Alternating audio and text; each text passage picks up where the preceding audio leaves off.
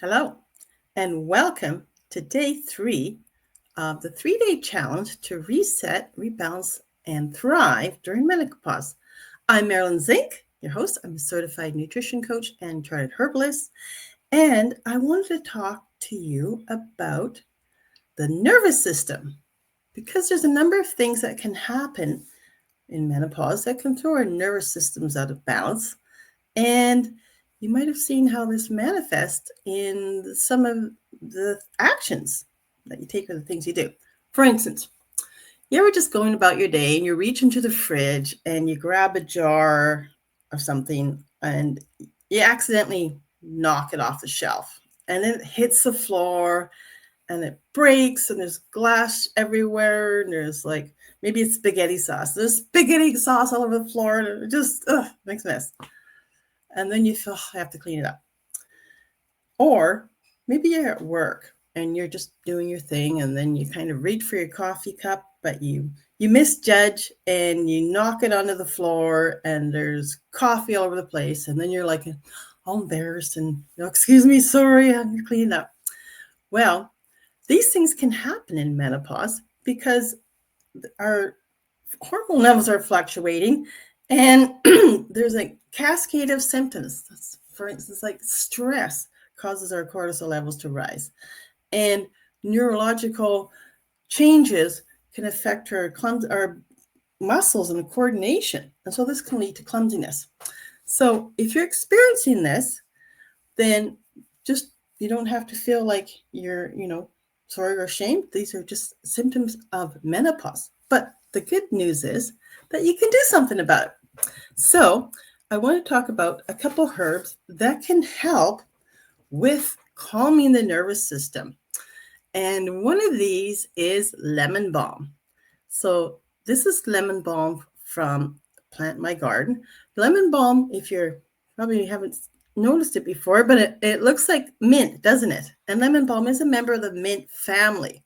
So the best way to grow lemon balm is in a pot because lemon balm likes to spread and, jump fences. And before you know it, it's pumping up in another part of the yard. But lemon balm can be used fresh or dried to make a relaxing tea. So what it does is it can help just relax the system, reduce anxiety and stress, and it can improve sleep quality. So oftentimes women going through menopause don't sleep very well. So lemon balm can definitely help with this. It's known as Melissa officinalis is the official name, but it's also known as a Melissa tea. So you could either make a lemon balm tea by itself, either fresh or dried, or you can combine it with peppermint. So peppermint, of course, is good for calming the body and especially, good for stomach issues. So the two together can make a really nice tasting tea that can be a calming, relaxing tea that helps with nerves, relaxes the nerves and helps you sleep better. So this is a good one to use. And if you weren't able to get lemon balm fresh or you're not able to grow it for whatever reason, you could also buy it dried. So the thing to remember is if you're using it fresh, want to use double the amount that you do for dried. So for instance, if you're using like a teaspoon of the dried herb, you want to use a couple teaspoons or more for the fresh herb. So I would typically take maybe six to 7 leaves, maybe 8 fresh leaves to make my lemon balm tea. Okay, so that's lemon balm. So another one that's really good for anxiety and stress and relaxing the nervous system is ashwagandha. You might have heard of ashwagandha. And if you ever wondered what it looks like, this is kind of like a bark. So if you can see that. So if you're going to use ashwagandha, get the ground ashwagandha.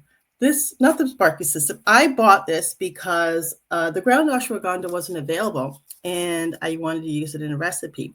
So I thought I'll just grind it in my food process, whatever. Well, I'm here to tell you it doesn't work very well. So you're better off just getting the ground ashwagandha. So ashwagandha has antioxidants and it can reduce anxiety and stress, bring down the body's cortisol levels. So cortisol is the stress hormone. And the more stress you have, the more higher the cortisol levels are going to be. So the ashwagandha brings down the cortisol levels. But the other thing it does is it works as a mood stabilizer. So sometimes women going through menopause can have fluctuating moods. Like one week you might be angry, the next couple days later you're going to be weepy. Your moods are all over the place. And the following week they'll just be normal. So ashwagandha is really helpful for that sort of thing.